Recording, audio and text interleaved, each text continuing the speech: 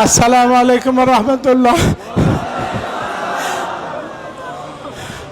আমি অনেক ক্লান্ত, আমারে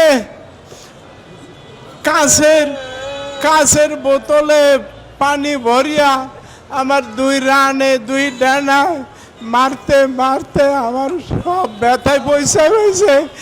আমারও অনেক পেইন কিলার দিছে পঞ্চগড়ের সিভিল সার্জনে। মানে কথা আগে পরে কোনটা আপনারা বুঝে নিয়েন। আমারে গত আপনি না বুঝলে খতিব সাহেবদের সবাই আমি সাবধান করার জন্য বলতে চাই, আপনারা সবাই খোতাবা আইম্মা এবং ওলামা মানে সর্বস্তরের দিনের খেদমতে যারা আছেন আপনাদেরকে আমি সতর্ক করতে চাই, আপনারা সবাই সতর্ক থাকবেন। কাকে কোনখান দিয়া কবে কে কিভাবে কি করে এটা আপনারা জোকের কাজ থেকে কৃষক যেরকম সতর্ক থাকতে হয় আপনার এরকম থাকতে হবে। আর নইলে আমি কোন বাংলাদেশের সকল ইসলামী দলকে আমি ভালোবাসি, কিন্তু আমি কোন রকমের রাজনৈতিক দলের সদস্য না। আমার একটা দল আছে, ওই দলটার নাম হইল উলাইকা হিজবুল্লাহ। আল্লাহর দল ছাড়া আমার দল নাই। ইসলাম নিয়া যে যদ্দুর খেদমত করে আমি তাকে তদ্দুর ভালোবাসি। তবে সুদ, ঘুষ, মদ, জুয়া, জেনা, ব্যভিচার, জুলুম এগুলির ব্যাপারে এই 45 বছরের ইমামতির জীবনে সোচ্চার ছিলাম। আমার এই অত্যাচারের পরেও এই মহিবুল্লাহর কণ্ঠ স্তব্ধ করা যাবে না।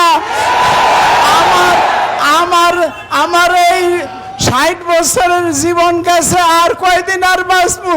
আমারে যেইভাবে মহাসড়কে আন্না রাখছে মায়ের পিঠের পরে, অত্যাচারের পরে, একটা গাড়ি গেলেই আমি শেষ হয়ে যাইতাম গত পরশু রাত্রে।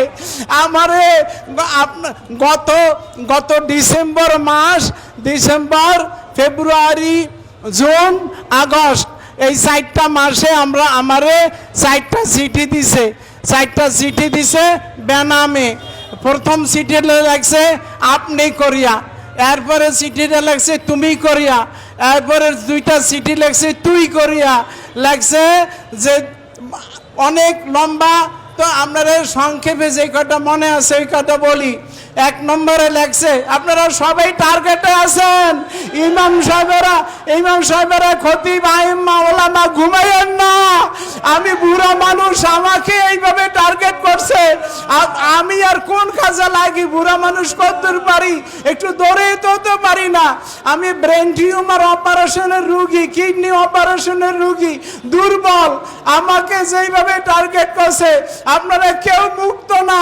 আপনারা খেয়াল করেন, লাগছে যে 1 নম্বরের দাবি না, এটা আদেশ করছে তুই এবং আমার কমিটির সেক্রেটারি, ক্যাশিয়ার সহ সবের লেখছে যে তোরা তোর খতিবেরে বলিয়া দে, এবং আমাকে লেখছে খতিব তুই।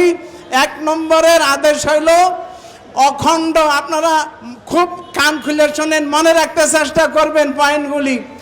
অখণ্ড ভারত মাতার পক্ষে কথা বলতে হবে।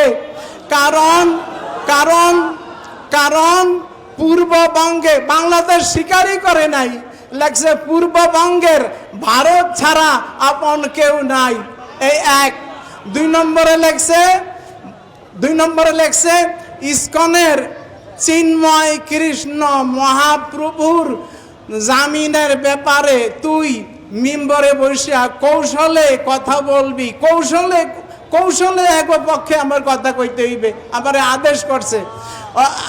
কৌশলে কথা বলবি এবং বলবি তাকে আটকে রাখা ঠিক হচ্ছে না, এইভাবে তুই কথা বলবি। 3 নম্বরে লেখছে বাংলাদেশের সকল ধর্মভিত্তিক দল বিএনপি এবং এনসিপির বিরুদ্ধে কৌশলে কথা বলবি। আরো লেখছে এনসিপি পূর্ববঙ্গের সবচেয়ে বড় শত্রু। আর ধর্মভিত্তিক দলগুলির বিরুদ্ধে কথা বলবি। 4 নম্বরে লেখছে মুসলমান মেয়েরা হিন্দু ছেলেদের সাথে প্রেম করতে কোনো বাধা নাই। এইটা এইটা এইটা এটা তুই মিম্বরে বসে এই মাসলা দিবি।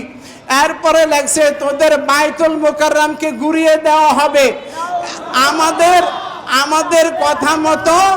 আমাদের কথা মতো যদি তোরা চলস, এবং এই সেক্রেটারি ক্যাশিয়ারের আদেশ করছে তোদের ক্ষতি বেড়ে চাপ দিয়ে যদি এই কথা বলাস, তাইলে তোদের প্রত্যেককে 1 কোটি রুপি করে দেওয়া হবে। টাকা লেখে নাই, রুপি লেখছে, 1 কোটি রুপি। আর প্রথমেই যে লেখছে টিএনটি কেন্দ্রীয় মসজিদের আধিকারিক। এটি কোন দেশের ভাষা আপনারাই বুঝিয়ে নিয়েন। বাংলাদেশে কর্মকর্তা, অফিসার বা দায়িত্বশীল এরকম লেখে, কিন্তু ওই সমস্ত দেশে লেখে আধিকারিক। লেখছে টিএনটি কলোনি মসজিদের আধিকারিক। তোদের বলছি, তোদের ইমামেরে এর আগে 10টা সিটি দিছি, আসলে দিছে 4টা। লেখছে 10টা সিটি দিছি, সে একটারও মূল্য দেয় নাই, তবে তার জীবন দিয়ে আমাদের সিটির মূল্য পরিশোধ করতে হবে, এই লেখছে।